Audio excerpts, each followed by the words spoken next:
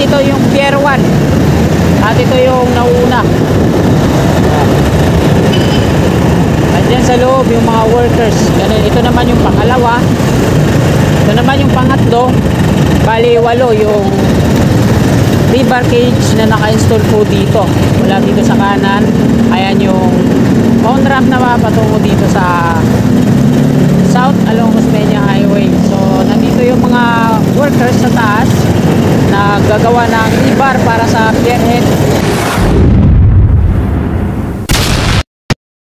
Yan, mapagpalang umaga po sa lahat ng mga kasikap natin, Mapaluzon, Visayas at Mindanao.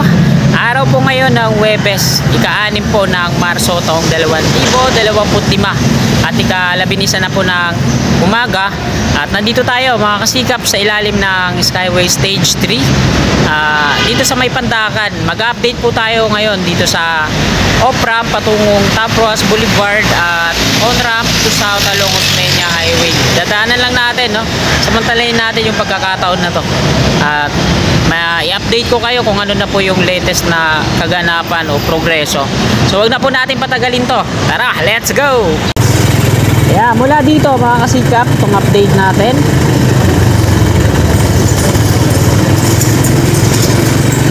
Ayan yung Labores pakanan.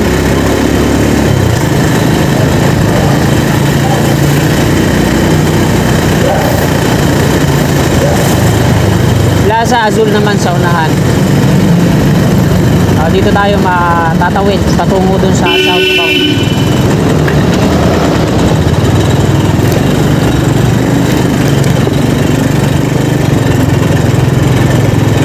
Dito sa Plaza Azul makikita natin na talagang hindi pa tapos i-rehab itong Plaza Azul na to.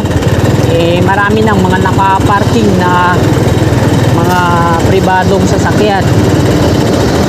Napakalawak nga naman nito at talagang hindi naman sagabal dito sa southbound at northbound. Kaya dito nila gusto mag-park at wala namang mga bantay na taga Manila City Hall na sumisita at nagpapabayad ng 50.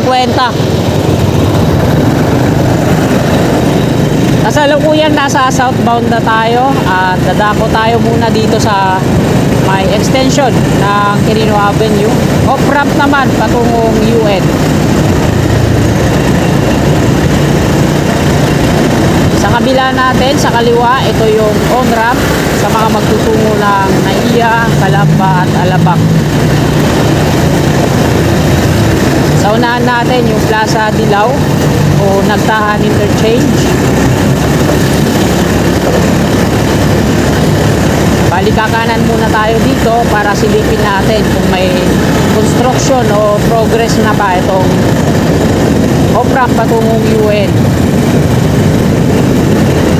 Ang viaduct niya ay nasa taas. Meron ng mga naka-install na mga steel pole parts ng lamp.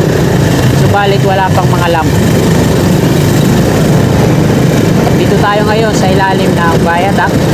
At dito sa Center Island, dati na mayroong mga lupa na nakatambak dyan, sa ngayon ay wala na. Ito yung mga masisipag nating tupad. Bilinis dito. So ayan sa unahan mga kasigap po. Yan patungo yung off-ramp karagdagan na span pag nagdugtong dito, no? Sa ngayon ay wala pang progreso.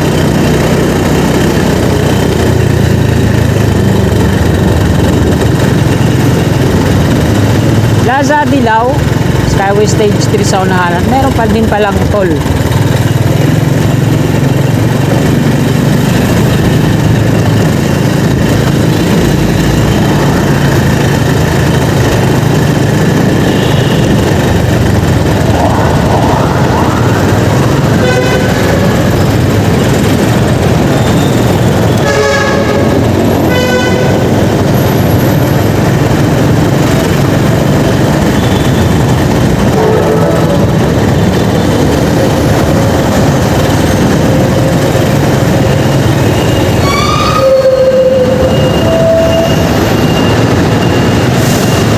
Stoplight, ito yung Pedro Hill Street.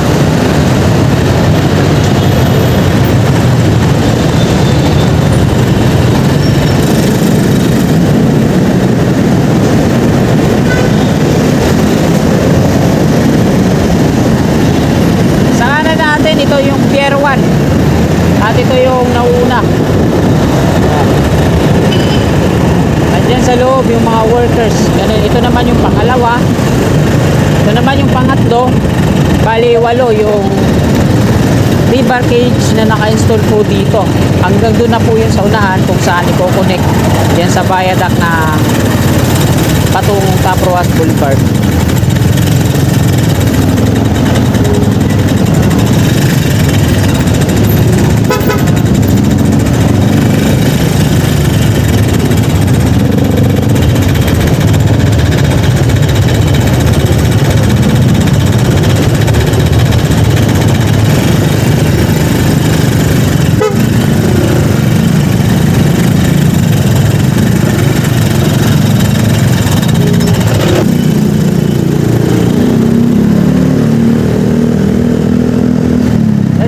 Diretso doon mga kasikap dahil ma-traffic. Bali ito na lang ipapakita ko sa inyo mula dito sa kanan. Ayan yung on-ramp na patungo dito sa south along Osmeña Highway. So nandito yung mga workers sa taas na gagawa ng rebar para sa pierhead. At dito naman sa kabila, andyan din yung iba nagre-rebar din. Ito naman yung dalawa yung pier.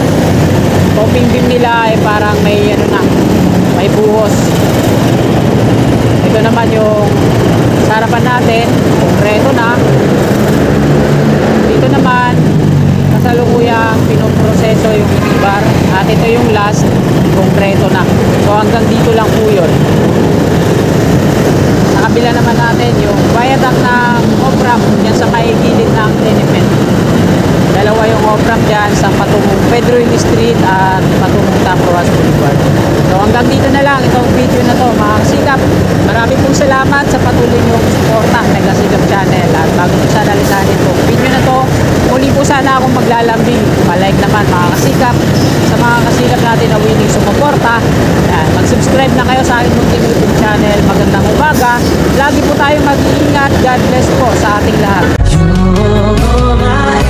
Angel, angel, baby, angel.